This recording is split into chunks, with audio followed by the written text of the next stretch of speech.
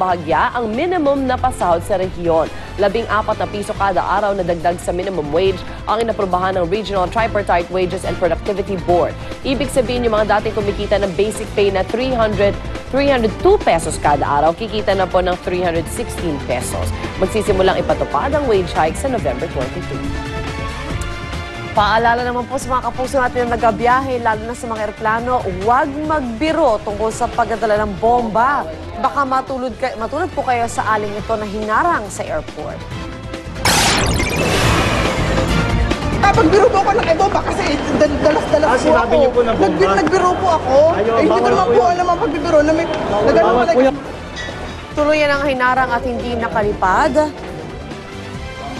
Patungong Italia itong si Zenaida at ang kasama niyang anak.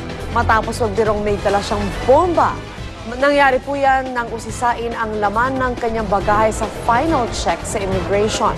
Paalala po mga kapuso, matagal nang bawal magbanggit ng tungkol sa bomba dahil kahit biro, seryosohin niya ng airport authorities. Ang lalabag, posibleng makulong ng 5 taon o pagmultahin ng hanggang 40,000 pesos. Paliwanag ni Sangalang, hindi raw niya ito alam. Pinakawalan din siya pero di na siya nakasabay sa kanyang scheduled flight. And remember, may isang artista, if I'm not mistaken, a few months ago, na pinigil din siya because nagbiro siya ng bomba. John Estrada. Yeah, So just to be safe, huwag na lang kayo magbiro ng gano'n kasi di naman talaga siya nakakatawa. Minsan may iba sa labas pala ng airport nakalagay na. I mean, kung meron kayong time na actually habang naapila naman kayo, basahin yung mga nakapaskil dun kasi doon lang yung information na gaano karami lang ang pwede ilagay na liquid. Kaya mga ganun, mga paalala nila. At nakalagay doon, bawal ang bomb jokes. Bawal talaga. Bawal talaga. Mabuti nga, pinakawalan pa siya. Diba? Dahil sa tindi ng parusa talaga kapag kasi talaga namang hindi talaga siya good joke. Yeah. That should serve as a warning to everybody else. Kasi marami po ang magka-travel, lalo na ngayong December. Tama. Samantala, pasadahan na po natin ang mga maaksyong balita sa umagang ito sa ating Ronda Reports.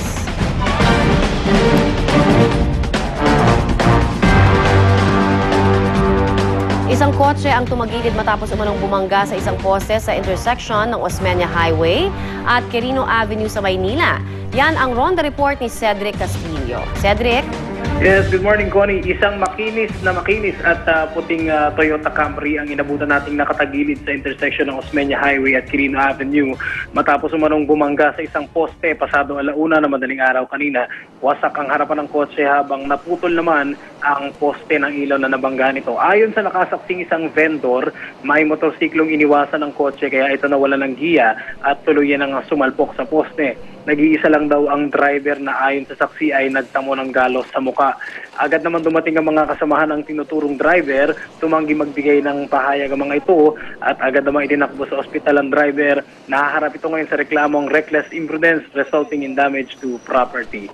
Yan ang aking Ronda Report mula sa lungsod ng Maynila. Balik sa iyo, Connie. Maraming salamat, Cedric Castillo.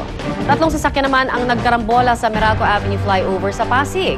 3 lalaki ang sugatan. Yan naman ang Ronda Report ni Dante Perelio. Dante? Yes, Connie, 3 sasakyan nga ang nagkarambola sa Barangay San Antonio sa Pasig City pasado 11:00 kagabi. Ito'y matapos banggain ng isang itim na kotse ang nakaparadang manlift truck ng Pasig City Engineering Office habang nagkukumpuni ng sirang ilaw ng poste sa Meralco Avenue flyover. Pagkasalpok, Connie, ng kotse ay nagpaikot-ikot pa ito dahilan para humambalang sa kalsada at madamay ang kasunod nitong kotse hanggang sa maipit sa concrete barrier. Dahil sa aksidente, sugatan ng driver ng nakabanggang kotse pero nagtago pa ito sa loob ng sasakyan nang dumating ang mga kaanak niya. Isinugod naman ng 2 electrician sa Pasig General Hospital.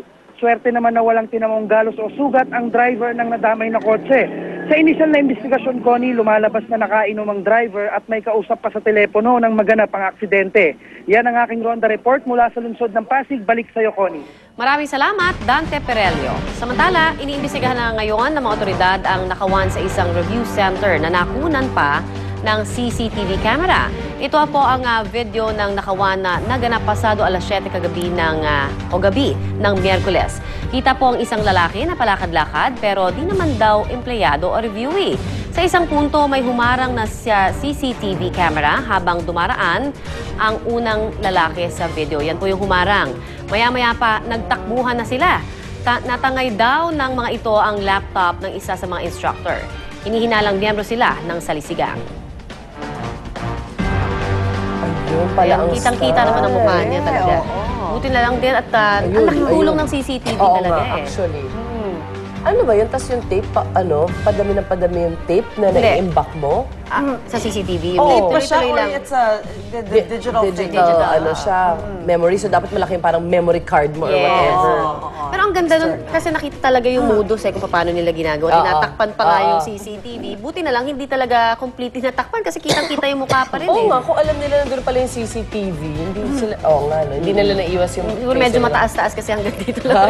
So, ipakita natin lahat ng mga nakukuha natin mga magnanakaw, ganyan, para maabangan Malaman sila ng yung ibang modus. tao. Yes. Actually. At sa patala, isang masamang biro naman mula sa kampo ni Antonio Margarito ang kumakalat sa internet ilang araw bago ang posibleng huling laban ni Manny Pacquiao. Ay, Freddie Roach. That's Freddie Roach right there. Manny Pacquiao. Ay, Freddie Roach. Oh no, sa video ito makikita na ginagaya ni Margarito at Brandon Rios ang kilos ni Freddie Roach, ang coach ni Manny Pacquiao. Kahapon humingi na ng paumanhin ang trainer ni Antonio Margarito na si Robert Garcia kay Coach Freddie Roach sa ikinilos ng dalawa. Paliwanag ni Garcia, hindi daw alam ng dalawa ang tungkol sa sakit ni Roach na Parkinson's disease. Pero sinabihan pa rin daw niya ang dalawa na itigil na ang panginsultong ito. Dapat parang silang nag-soda.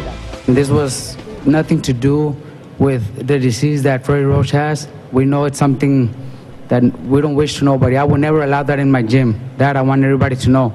This is something personal, something between Team Pacquiao and Team Margarito.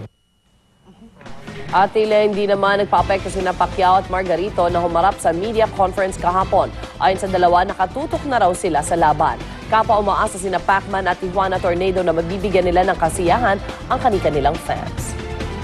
Ang last laugh na kila Freddie Roach, pag lalo na si Manny. Sana Oo, talaga. di ba parang naalala niyo yun kay Hatton din, sobra yung pambabatikos din, di ba? Ng kampo ni Hatton. Sabi pa nga, parang hitman Hatton, knockout daw si Pacman. Pero baliktad na nangyari. Pero talaga it's in bad taste. Hindi Yes. dapat iniinsulto, di ba? Ginagawang joke ka kahit anumang sakit. Yes, oo. Masama. And it's Lintik such a lang lame- walang ganti.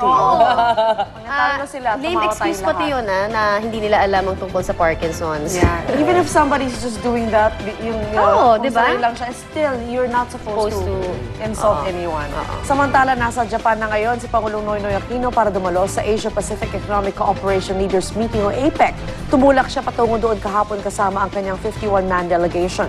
5 araw na mananatili doon si Pinoy para makipagpulong sa mga leader ng Canada, Chile, Papua New Guinea at Japan. Bukod dito, nakatakda rin siyang humarap sa Filipino community doon, pati na sa ilang negosyante.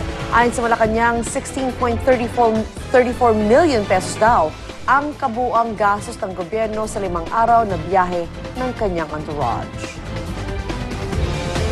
Bring back some business. Alright, at kontrobersya naman ang iniwan ni Pinoy. Ngayon nasa Japan na siya. Pero dito tungkol sa kanyang pamumuno, kundi sa kanyang love life pa rin. At ang nagbisto ang mismong kapatid ni Pangulong Noynoy Aquino. Actually, it's ballsy. Siya pala yung kapatid na nagbisto. Pero ayon sa presidential sister, mukhang di naman daw exclusive ang pagde-date ng Pangulo at ni Liz Uy. Hindi rin daw totoo ang mga balita ikakasal na ang dalawa. Matatandaan lumabas ang isang blind item sa column ni Ricky Lo tungkol sa isang couple na magka-birthday at magpapakasal na. Iniisip ng ilan na sina Pinoy at Liz Uy ito dahil parehong February 8 ang kanilang birthday.